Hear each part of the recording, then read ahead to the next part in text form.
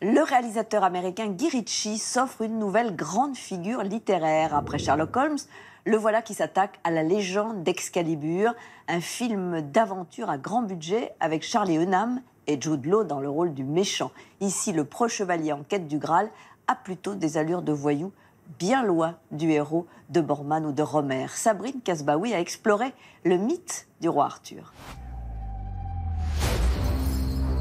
Vous vouliez une prophétie. Voilà votre prophétie. Je connais ton histoire. Mais oui, on la connaît, l'histoire du roi Arthur. Elle a traversé près de 12 siècles en ne cessant de s'enrichir sous toutes les formes, depuis les romans bien sûr, N'est-elle pas magnifique? jusqu'à la télé, aux jeux vidéo et au cinéma où elle produit du grand spectacle. Il faut adopter l'ampleur du sujet. Rien que pour l'expérience, c'est toujours fun de participer à un tournage comme celui-là. Ça vous replonge à l'époque des grands films, comme Cléopâtre ou Laurence d'Arabie. C'est assez euphorisant de faire partie de ça. Comment le mythe du roi Arthur et de ses chevaliers est-il né et surtout comment a-t-il survécu aussi longtemps? On décortique au coin du feu cette légende avec l'historien William Blanc. La première allusion au roi Arthur apparaît très brièvement au IXe siècle. Dans les premiers textes, en plus, Arthur, c'est pas un roi, c'est un chef de guerre. Sans doute que les Gallois, qui étaient en lutte contre des royaumes saxons à l'époque, se sont créés en fait une espèce de héros mythologique pour magnifier leur résistance contre les Saxons. Quelques siècles plus tard, par exemple au XIIe siècle, vous allez avoir des auteurs comme Geoffroy de Monmouth, Chrétien de Troyes, qui eux vont rajouter plein d'éléments et ils vont très certainement les créer ces éléments-là. La table ronde, par exemple, ça apparaît au milieu du XIIe siècle. Then I dub you Sir Bedivere, Knight of the Round Table. Vous allez avoir aussi Lancelot qui va être créé par Chrétien de Troyes. Le Graal aussi, c'est une création de Chrétien de Troyes. Look well, Arthur, for it is your sacred task to seek this grail. Merlin, il va être rattaché à la légende par Geoffroy de Monmouth au début du XIIe siècle. So what happens now? You know what happens now. You're quickly becoming a legend. Ce sont les couches entremêlées de tous ces récits qui vont faire la force de la légende arthurienne justement. All right, we call it a draw. C'est des mythes plastiques, on peut y mettre ce qu'on veut en fin de compte. Je pense que Guy a réussi à créer un roi Arthur très accessible pour la nouvelle génération. Le roi Arthur est un mec bien. Et c'est souvent le problème des mecs bien. On dit qu'ils sont un peu chiants. Donc nous en avons fait un type un peu moins bien. Et nous lui avons donné un chemin, pas nécessairement pour devenir bon, mais une façon de s'interroger lui-même et de se transcender. What kind of a man would you become had you inherited your father's kingdom instead of being raised in a brothel?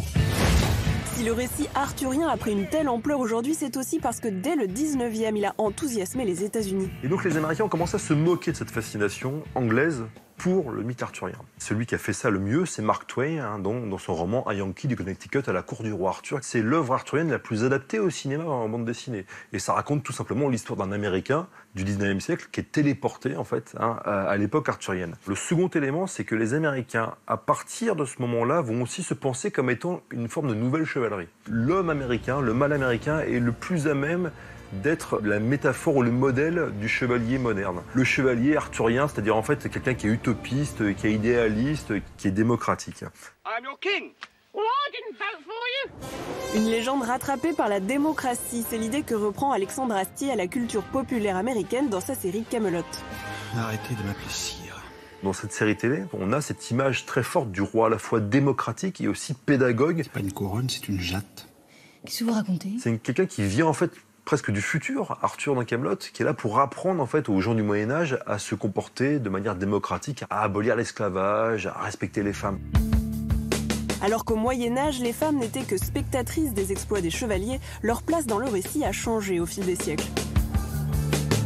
À partir notamment des années 60-70, sous l'influence des courants hippies, des féministes qui s'emparent du mythe, on va mettre plutôt les femmes en avant. Alors soit ça va être par exemple la femme comme prêtresse païenne, avec Morgane, voilà, qui est dans des romans de Marion Zimmer Bradley, qui est là pour protéger le roi, qui est là pour protéger les traditions, avec un côté un peu écologiste avant l'heure et tout, un peu comme Merlin d'ailleurs.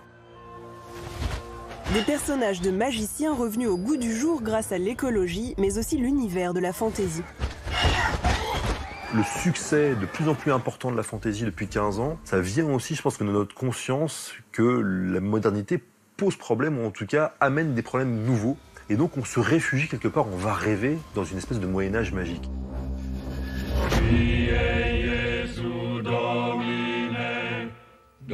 Se réfugier dans le Moyen-Âge, c'était tout le projet des Monty Python en 1974. Les Monty Python, c'est des gens de la génération hippie qui se plongent dans le Moyen-Âge pour oublier un peu le monde moderne, pour délirer, pour s'amuser. C'est une espèce de trip dans le Moyen-Âge fantasmé et tout. Et d'un coup, le monde moderne arrive et achève le film. All right, Sonny, that's enough. Just play better.